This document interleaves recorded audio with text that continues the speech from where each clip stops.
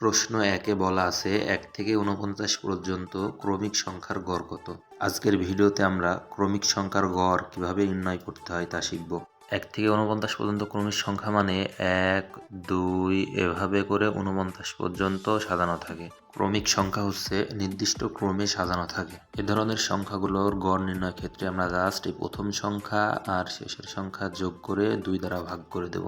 এখানে প্রথম সংখ্যা এবং শেষের সংখ্যা যোগ করো। প্রথম সংখ্যা ১, শেষের সংখ্যা ৪৯ ভাগ 2। ৪৯ যোগ ১ ৫০ ভাগ 2 সমান ২৫। এখানে অ্যান্সার হচ্ছে ২৫। প্রশ্ন ২-এ বলা আছে প্রথম ১০টি সংখ্যার গড় কত? প্রথম ১০টি সংখ্যা মানে ১ থেকে ১০ পর্যন্ত, ১, ২ ভাবে ১০ পর্যন্ত। তাহলে গড় কত হবে? প্রথম সংখ্যা হচ্ছে ১, শেষের সংখ্যা ১০ ভাগ ২। তাহলে ১১ ভাগ ২ ৫.৫। এখানে অ্যান্সার খ ৫.৫। প্রশ্ন ৩-এ বলা আছে ০ থেকে ৪৯ পর্যন্ত সংখ্যাগুলোর গড় কত হবে? এই প্রশ্নের অ্যান্সার কি হবে আপনারা কমেন্টে জানিয়ে দিন। ৪-এ বলা আছে ১ থেকে ২০ পর্যন্ত বিজোড় সংখ্যাগুলোর গড় কত? তাহলে ১ থেকে ২০ পর্যন্ত বিজোড় সংখ্যা বলা আছে, তাহলে ১, ৩, ৫ এভাবে করে ১৯ পর্যন্ত।